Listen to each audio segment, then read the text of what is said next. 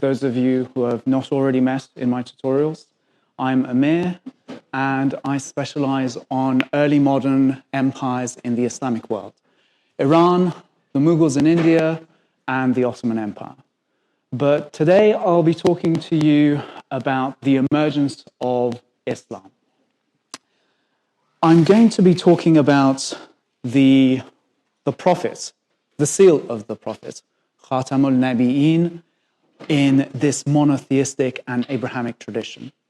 And together we're going to talk about what we know about his life and what we know about his teachings and the environment in which he emerges. And what is that environment? It is late antiquity. And here you have a map of the Arabian Peninsula. What are the two major powers, imperial powers, of late antiquity? Right, it's Rome and Iran. These are the two imperial powers to the north of Arabia. And really, on the periphery of Arabia is where you find all of these sedentary and usually kingdom-like things that the Romans and the Iranians are comfortable dealing with. They're not comfortable with dealing with the inner Arabian nomadic and tribal peoples. What they can penetrate into are the ports and the coastal civilizations that are rooted in sedentary urban culture sustained by agriculture. And to the extent that they have to deal with tribal peoples, it's indirect rule. They are vassals and clients of these two empires. Towards Transjordan, that is northwest Arabia, you find the Ghassanid clan that are clients to the Romans. And on the northeastern, towards the Persian Gulf and southern Mesopotamia, you had the Lakhmid Arabs who were clients of the Sasanian Iranians. All across the Persian Gulf to Oman, down this Indian Ocean coast to Yemen, was dominated by the Iranian imperial power, and many of them had various clients or even direct administrators appointed on the periphery of Arabia. On the other end, you have all of these trade routes that connect inner Arabia, or rather the coastal cities, through inner Arabia to the Byzantine lands in North Africa, the rich province of Egypt.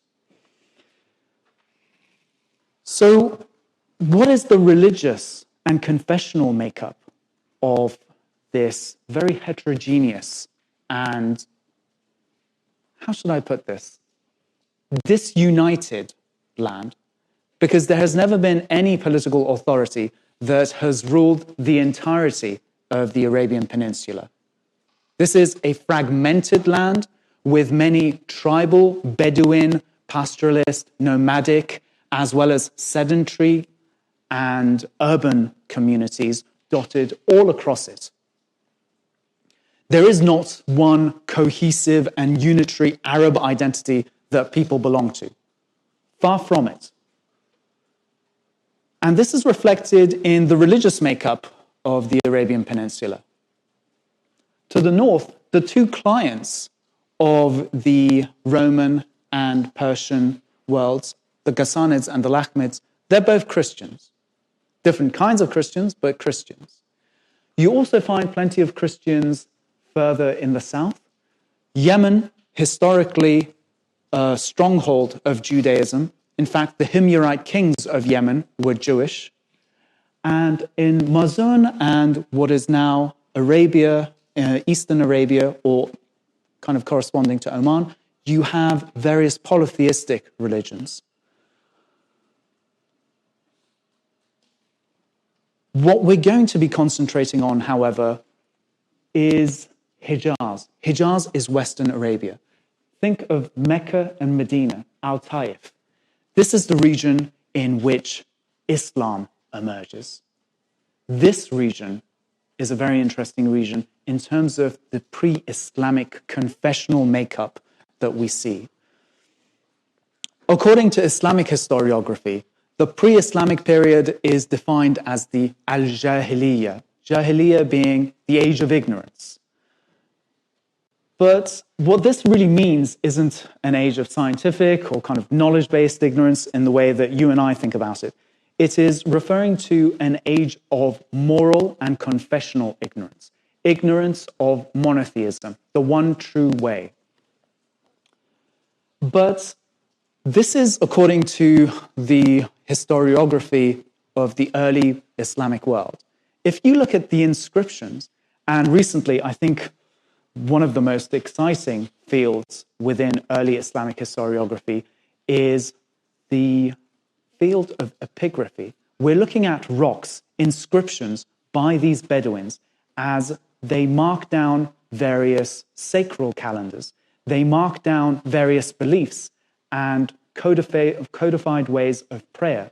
And they mention very rarely polytheistic entities, and many actually mention the one God, Allah, which shows that there is already, prior to the emergence of Muhammad as a champion of monotheism, in fact, the seal and the ultimate prophet of monotheistic religion, you already have a discourse on monotheistic belief.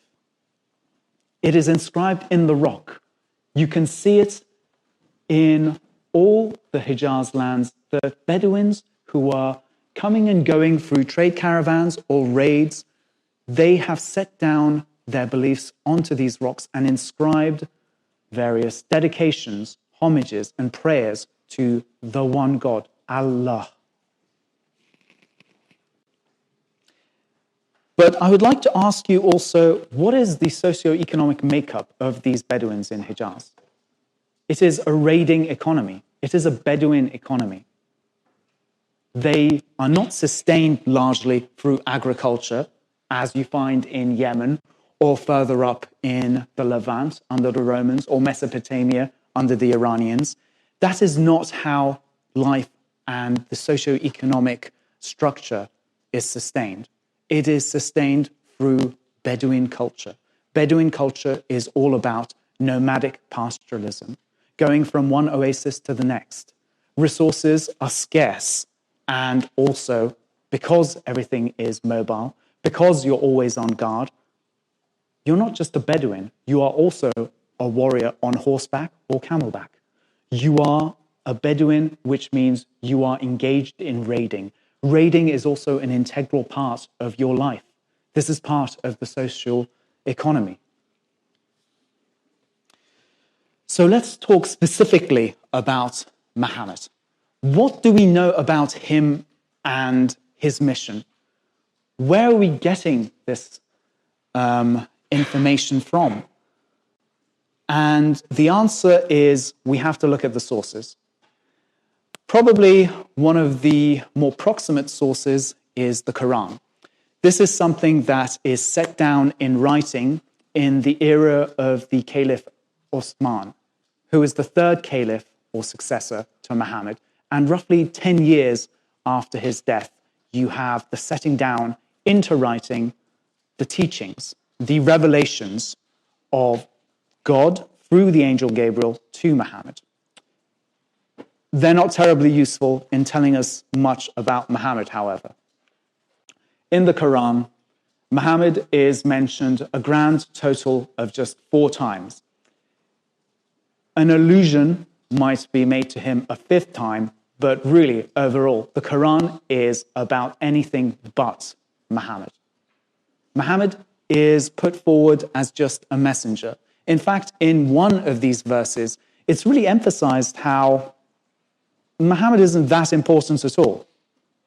It's talking about the aftermath of a battle in which the Muslim community are defeated, they're driven back, and then Muhammad, or rather God, chastises them and says, "So what, O believers, if Muhammad had perished in this battle? Would you abandon your faith?"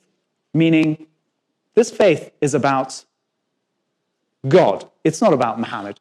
And Muhammad is very adamant on this central point, that the religion that he's pointing forward, and we'll talk about this, It's really about the oneness of God. He is merely an instrument that is delivering the message. So, what else can we look at to reconstruct the story of Muhammad's life? And the traditional historiographers of the early Muslim world really relied on the biographies. Especially one of the major biographies is Sirat al-Nabawiyya by Ibn Ishaq. And Ibn Ishaq is an interesting chap that lived 150 years after the Prophet. So he's writing in a radically different context from the Prophet. The Prophet lived in late antiquity.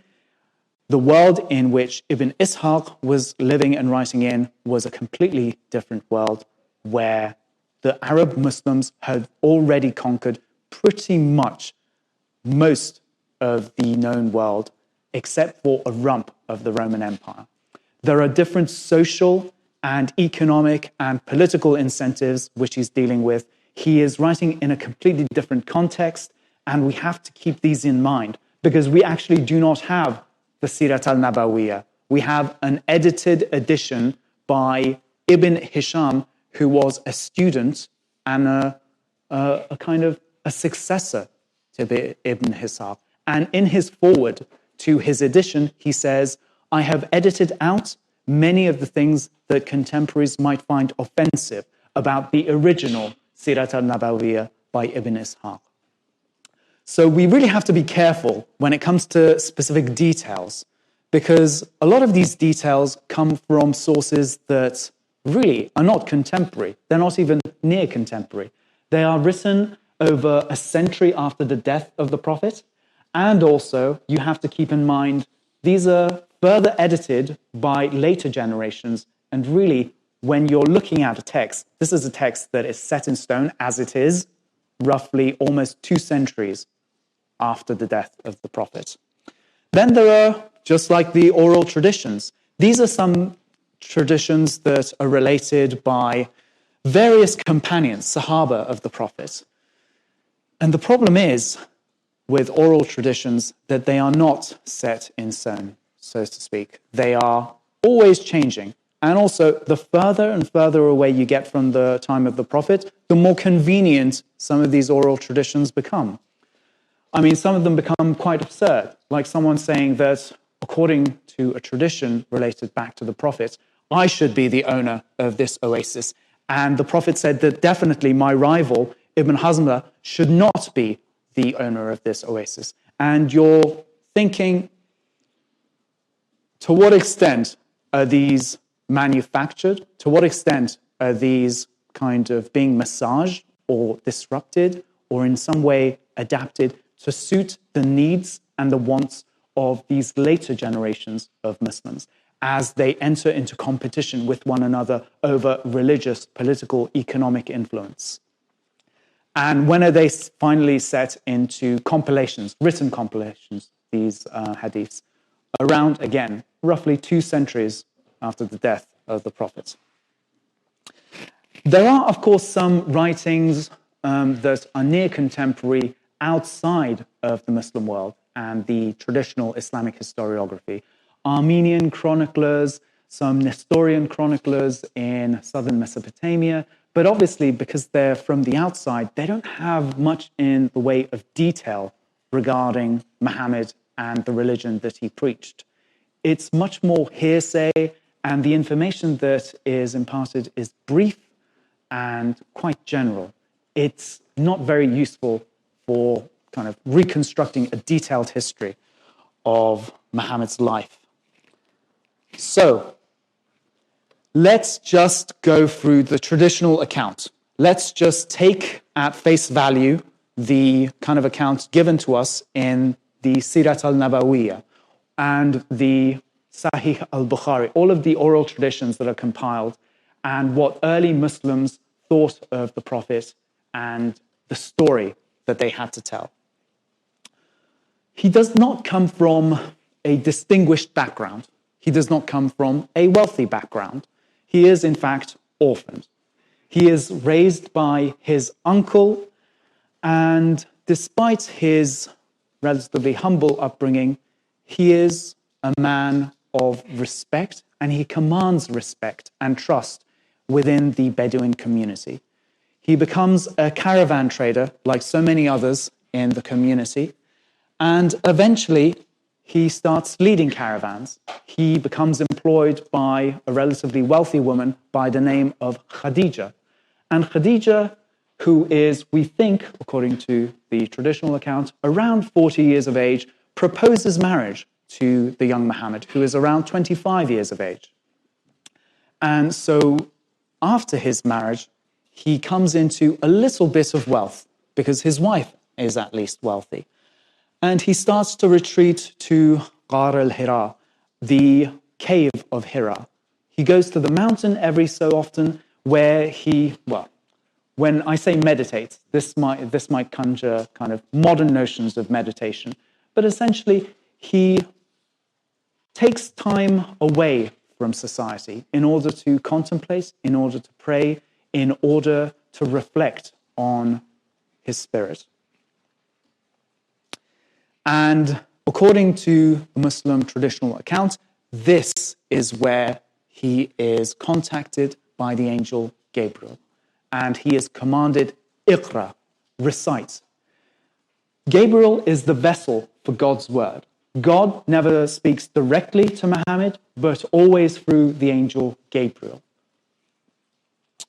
And these are the revelations that are later compiled and put into the Quran, the recitation. So what is the central message of Muhammad's faith? And also, is this a new religion? Muhammad did not think so. And the early Muslims definitely did not think of their faith as being something new. This isn't the establishment of a new religion. This is only retrospectively thought of as a new religion. What they see themselves doing is consolidating and really saving a long-standing traditional monotheism of Abraham. This is the consolidation of the monotheistic message of previous prophets. This is not something new. This is not a bid'ah or innovation. And how does one become Muslim? I think this is quite telling. You become Muslim by, it's kind of like tutorials. You can speak. No one knows how you become Muslim? Who would like to become Muslim today? You. Go ahead. Yes, Shahada. And what is the Shahada? Right. And what do you say?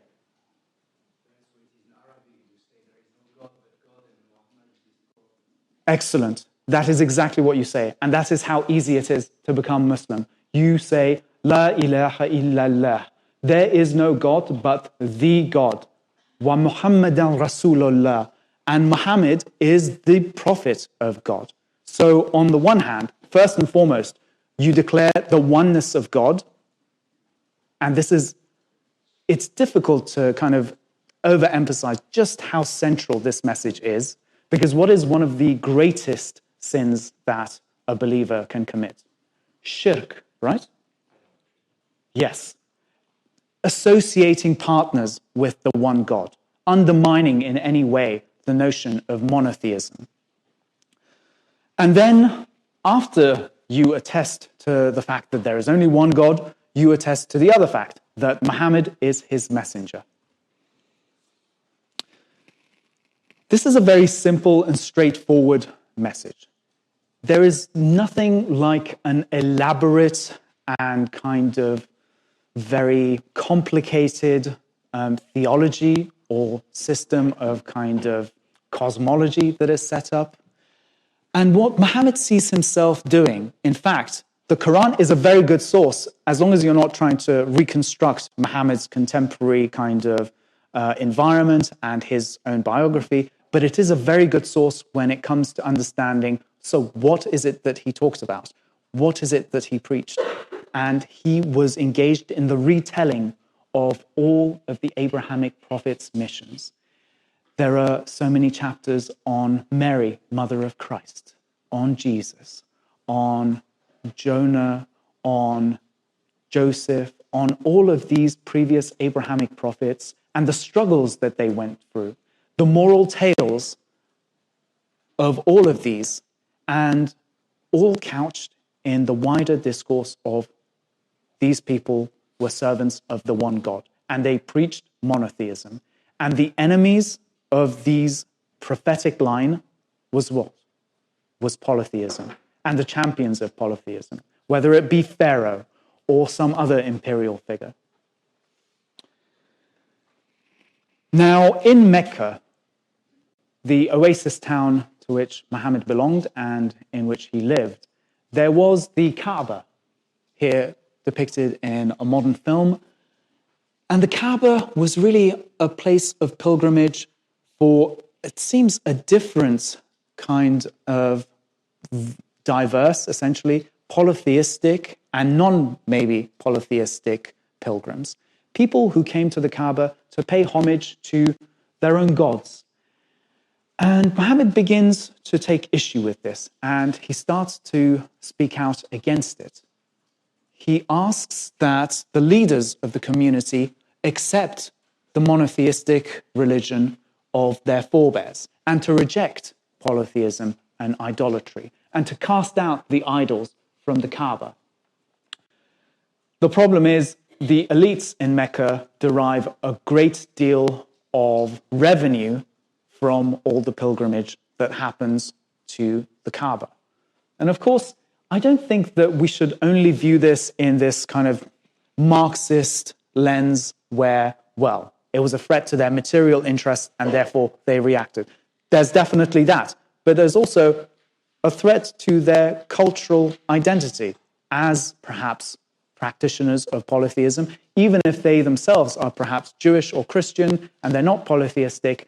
They belong to an environment and a culture in which that was tolerated, and these pilgrims who were idolaters or whatever, they still came into the community and they were still given protection. And in Arab Bedouin society, once a clan or a chieftain gives protection to someone, then it becomes a matter of honor to preserve that protection and to make sure that person comes to no harm. Because if that person comes to harm, it undermines the honor, the sanctity, and the word of the chieftain, and therefore the entire clan. So, as we put it, it's the oneness of God that is at the very center of this message. What does Allah literally mean? Ilah in Arabic means God, just generic. God with a small g. Al is the definite article. When you combine them two together, it becomes a phrase. Al-Ilah, Allah, the God. And there are some relatively simple ritualistic processes that are introduced in these early days when Muhammad is still in Mecca. Praying 5 times a day. Doing ablutions before your prayer. And really, it's some charismatic preacher holding court and giving the anecdotes and the moral narratives and tales to his followers. And as an illustration of the Abrahamic roots of Islam, I think we're going to concentrate on a very interesting and beautiful, I think, narrative that emerges from this period. And that is the Isra and Mi'raj. It is the nocturnal journey of Muhammad from Mecca to Jerusalem, where he meets up with previous Abrahamic prophets, such as Abraham, Jonah, Noah. And the message is quite clear from this narrative. The mantle of Abrahamic monotheistic prophethood is being passed by these previous prophets onto Muhammad. And Muhammad is going to be the seal of this Abrahamic prophethood. So the miniature painting is from, I think, Timurid, Iran. And what you see here is Muhammad atop the Buraq, that is a winged horse that flies him out from Mecca all the way to Jerusalem, but also he's being guided by the angel Gabriel. And you can see he's being attended by a variety of different angels on this journey. And the Buraq not only takes him first to Jerusalem, but then the Buraq also, after his meeting and congregation with the previous prophets, I think this is Jesus, Noah, Jonah, Joseph, Noah, and I think Abraham. So you can quite clearly see that there is a very strong connection of the current faith with, well, not the current faith, but the continuation of the monotheistic faith. It is not new. It is a consolidation of the old. And what you have is the ascension of Muhammad to the other realm, where he is taken and given a tour of hell and heaven. And you can see he is still in attendance with Gabriel, who is taking him and showing him all of the different kind of tortures that their hellfire will have for sinners, but also all of the kind of rewards that will be received by believers in heaven. And he's still on the Buraq.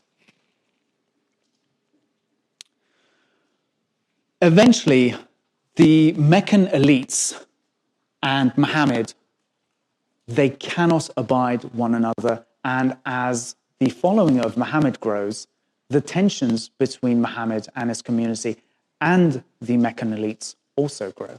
And the Meccan elites are wondering to what extent this poses a threat to their own position. And therefore, the persecution begins. They employ various panegyric poets and various tribal chiefs to mock Muhammad, to bring pressure on the community, to perhaps try and convince some of those who have converted and are following Muhammad that they have erred and that he is a wayward prophet, he is a false prophet. And this eventually becomes violent. And some followers of Muhammad are attacked, and there is this fear that perhaps the community will be subjected to a massacre. This causes the prophet to think of migrating away to a northern oasis town of Yathrib. Yathrib, or Medina, because Yathrib was the original name, but it becomes renamed Medinat al-Nabi, the city of the prophet, and to this day it's referred to as Medina, is where the community begins to really grow. And there are two groups, the Ansar and the Muhajirun. Muhajirun are those who have migrated, Muhajir, migrants. And the Ansar, those who give help, the supporters, are those who are not from Mecca, but they are locals from Yathrib. And there is an integration of these two communities of Muslims and followers of the Prophet together. And Muhammad is very careful to always destroy these previous notions of hierarchy in the community and to say there are only those who follow the message of God.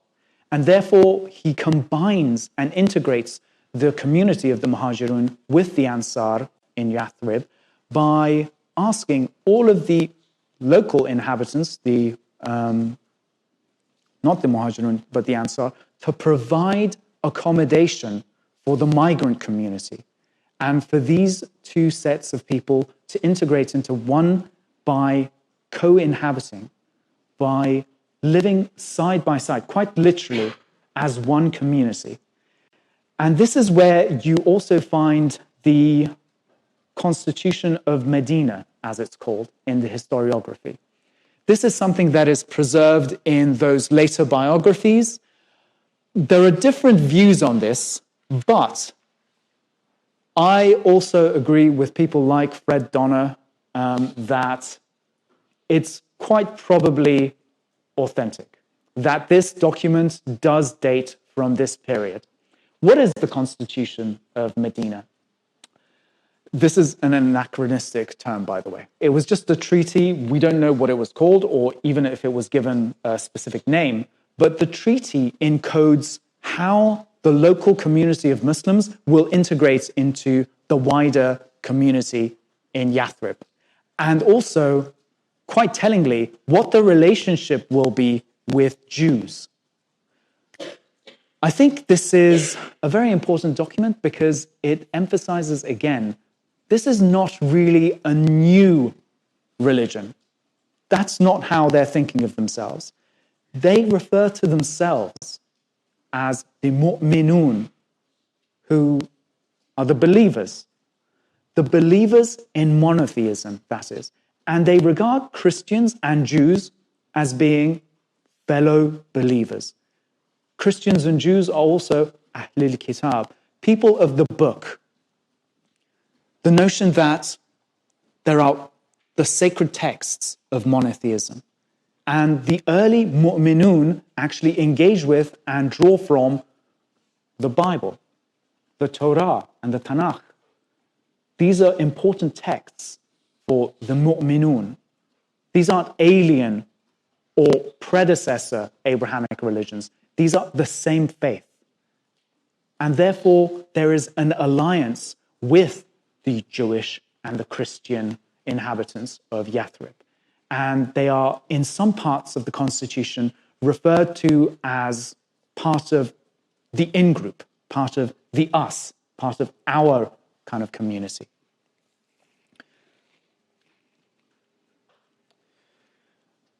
And eventually, the acrimony between Mecca and Medina results in Bedouin warfare. And what is Bedouin warfare? I think we should maybe just take a step back and again go back to the socio-economic structures that define Bedouin warfare, Bedouin masculinity, and the structure of the tribe. The structure of the Bedouin clan, at the very top is who? The chief. Is it usually a guy or a girl?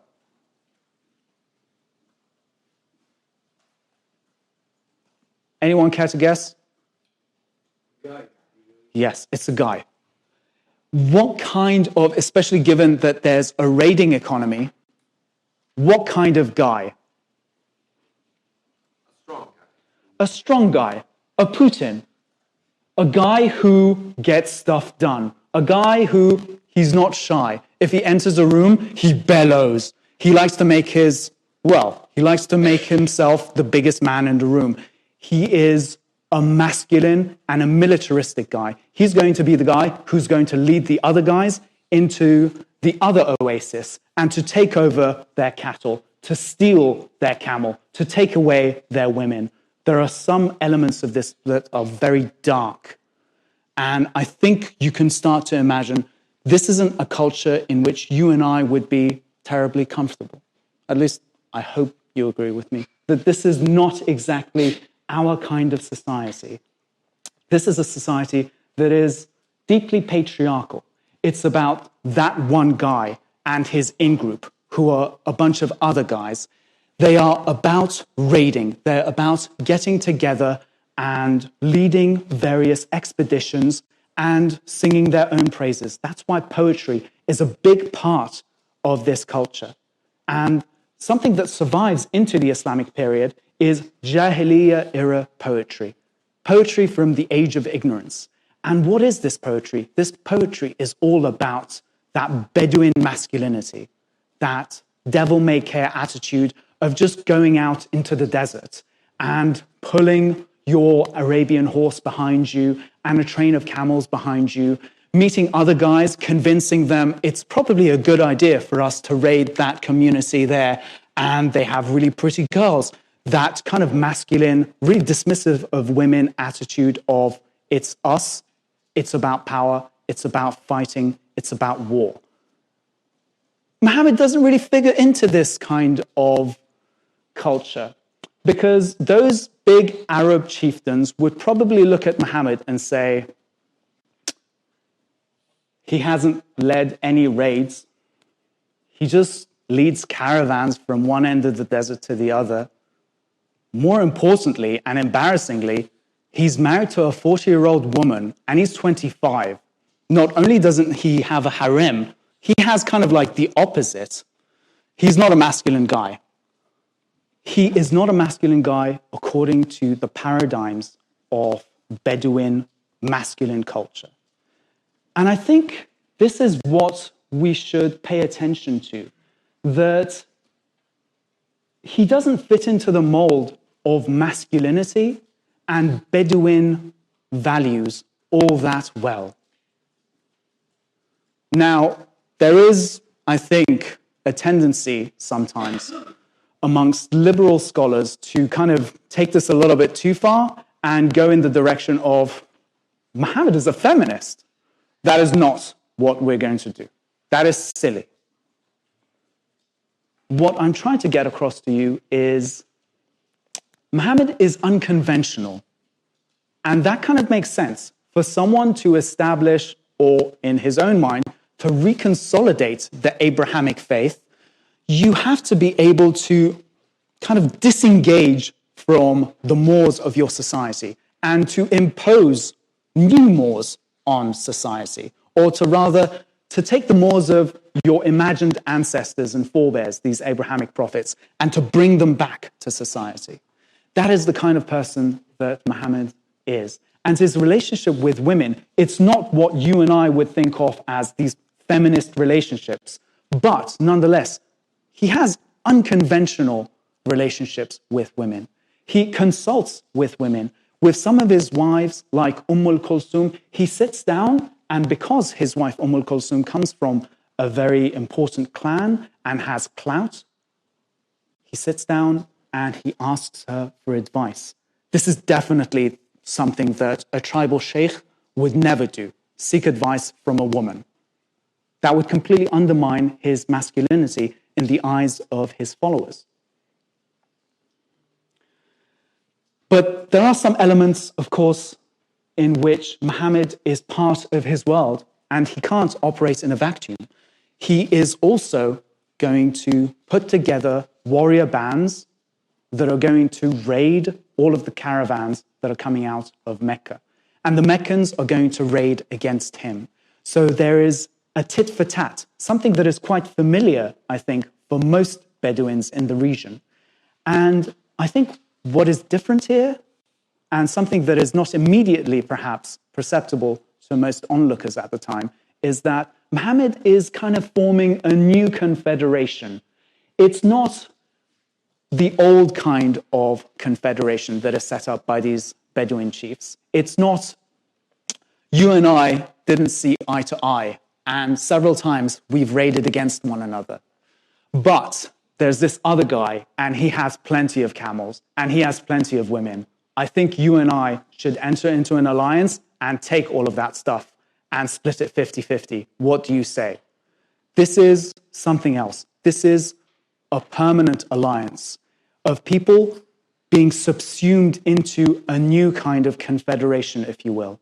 This is a Bedouin entity that is going to raid and counter-raid, but everyone becomes equal because you're no longer Ibn Khuzaymah or this clan or that clan or Banu Nadir. You are all the Mu'minun, and you all obey the Prophet of God, Muhammadan Rasulullah, as the second part of the creed says.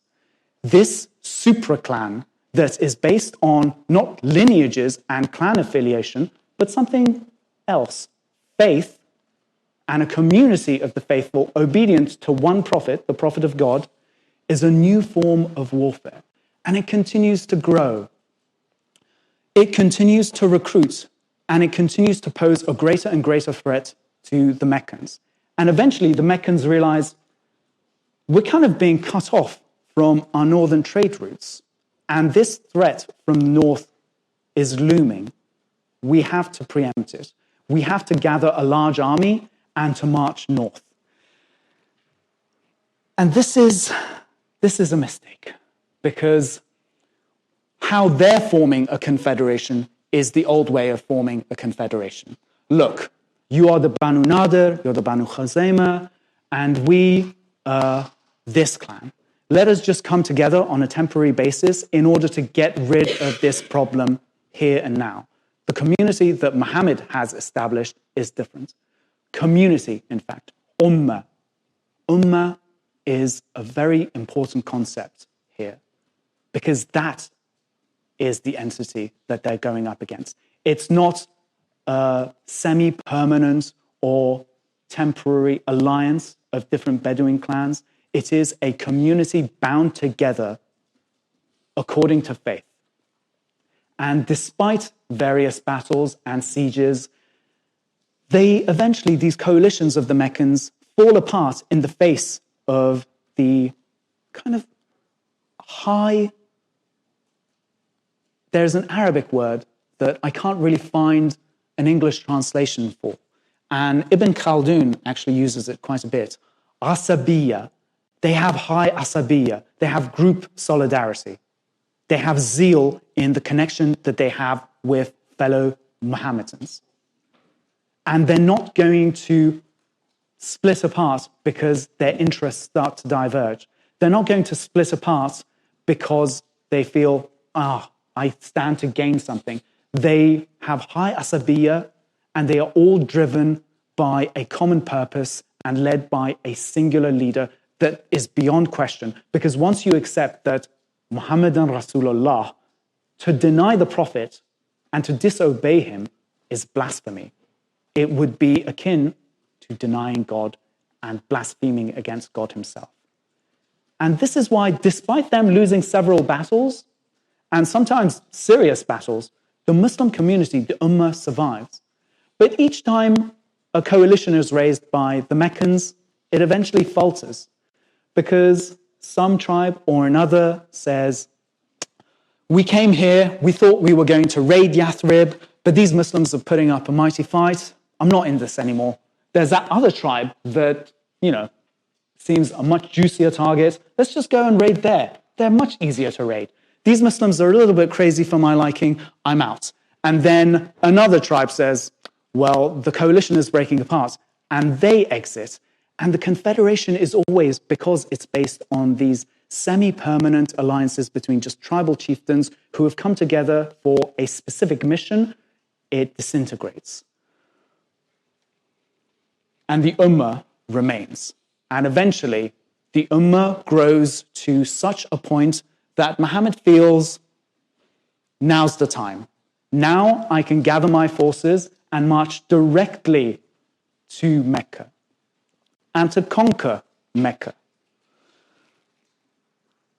And he, even after he conquers Mecca, starts to expand beyond Mecca. He sends out emissaries calling people to rejoin the pure monotheism of their forebears. And I think the last revelation that Muhammad receives is upon his entry to Mecca. Upon his entry to Mecca, Gabriel reveals to him that رَأَيْتُ يَدْخُلُونَ فِي دِينِ اللَّهِ أَفْوَاجًا. Look upon how the peoples enter into the religion of God by their many. فَسَبِّحْ بِحَمْدِ رَبِّكَ وَاسْتَغْفِرْ. Then praise your God, your Lord, and ask for forgiveness. إِنَّهُ كَانَ تَوَّابًا. For verily, to him we will all return. And there is this notion that he's going to not massacre anyone in Mecca, but he is going to be magnanimous in his victory. Because the only thing that he is engaged in is reincorporating these people into the monotheistic religion, to make sure that they cast out the idols and they enter into the faith. And of course, you have plenty of Meccans who are all too happy. And for many, it's not just, well, we fought and we lost, so we have to convert. It's, look at the evidence. Verily, he is the messenger of God. He started with nothing. He was outcast. We tried to destroy him again and again and again. Each time we failed. Even when we succeeded, we couldn't find him and kill him and destroy this community. And now he has conquered Mecca. And he's sending emissaries all across Arabia. Do you need more evidence that he is the prophet of God? And therefore, a lot of people start saying, La ilaha illallah. Muhammadan Rasulullah. And Muhammad is all too happy to keep expanding this community. And he doesn't raise the stakes for conversion into the community of the believers. To this day, it's set in stone. You just say the creed. The barrier to entry is remarkably low. And that's one of the problems that we'll be discussing for later empires of the Islamic world. Eventually, Muhammad dies of old age. And this poses a major problem to the Ummah. Who is going to lead the Ummah? Who is going to ensure that the Ummah remains monotheistic, remains pure, and keeps to the teachings and the Sunnah, the tradition of the Prophet? This is where all the fighting and the killing begins. Well, actually, the fighting and the killing had been going on for quite a while, but this is where it really begins amongst the Muslims, because there is so much to fight for. Now, this isn't some oasis community. This isn't a kind of far-flung corner of Arabia. This is a rapidly expanding, essentially, empire. This is a confederation of Arab Bedouin clans that have entered into a supra-clan, the Ummah, the community, and are spreading north, east, south, and west. So there must be a caliph. What is a caliph? The guy in charge is sort of successor to the Prophet. Right, there are different ways of translating khalif. Successor, the follower, the kind of deputy. Deputy, I think, perhaps is the best translation. There is no kind of perfect translation, I don't think, but deputy will do for us. But what is Khalif? Is it just Khalif? No. There are two ideas on this. It's either Khalifat Allah, which means deputy of God, which is a remarkably strong claim to power, or it's Khalifat al-Rasulullah, deputy of the Prophet of God, which is kind of a lesser version of this. I think there's a growing consensus that, at least initially, in the early part of Muslim history, it was Khalifat Allah. It was the stronger claim to political authority that was expressed. And so, by what mechanism does one find a suitable candidate for this office? Yes? For the sake of not getting killed by several million people, I will not answer this question. Yes, good answer, because there is no good answer, because there is no one unitary answer that anyone agrees on, because everyone thinks, well, maybe I can become caliph, or maybe this guy that we chose and is going to be amenable to our interests, he can be caliph. And from then on, it becomes a very violent, very turbulent struggle for power.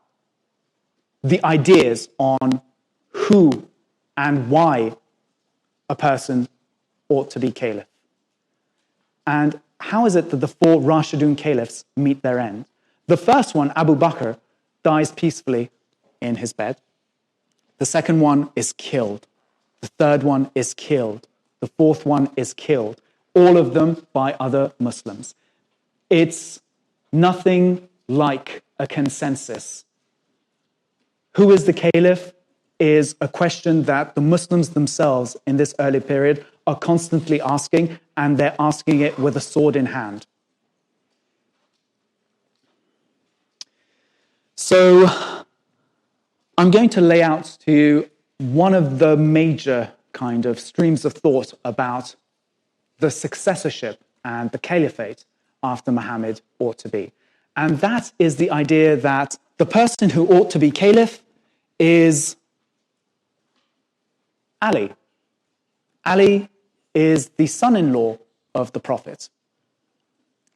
And also, from Ali's progeny comes this lineage of caliphal authority. So we already know who ought to be caliph. Muhammad had a daughter, Fatima, and his son-in-law, Ali, And from this seed and from this womb will spring the well of caliphal authority. Generation after generation, we already have it fixed in place, as God has ordained, who ought to rule over the ummah, who is to be guardian over this faith. And this forms a very powerful and very resonant narrative in the minds of many Muslims. In the minds of many other Muslims, it is unconvincing. And the people who follow the Alid line are usually referred to as what? Yes, Shia. Shia in Arabic means followers of. Shi'at al-Ali is what it is abbreviated from. The followers of Ali, the party of Ali. However, he is not the first one to be picked. In fact, Abu Bakr, an old friend, an advisor, and father-in-law of the Prophet, in fact, is chosen to be caliph. And after that, a close friend of Abu Bakr, Omar, and then another, Uthman, and only then, in the fourth place, does Ali come to rule as caliph. And his caliphate from the very beginning is marked by major internal struggles, assassination attempts, and this is where you have the first fitna. Fitna means sedition, but in this kind of context, you and I would understand it as civil war. And the civil war is brewing more and more the further you get from the line of the Prophet. You see that there is no consensus, and the lack of a consensus is only felt more and more the further away you get from the time of the Prophet. This doesn't mean that the kind of Islamic and Arab empire is on its kind of last legs or collapsing. The really bizarre thing about this, or maybe not so bizarre thing about this, is that despite all of this internal fighting, the fact that there is absolutely no consensus on who should be caliph, the Arab Muslims are expanding at an astonishing rate. They're carving right through Roman and Iranian armies and expanding onto the Iranian plateau, expanding into the Levant, even besieging Constantinople, taking over North Africa. There is nothing that can stem the tide. But I think we will finish it there, and tomorrow we will reconvene to pick up the story. Goodbye.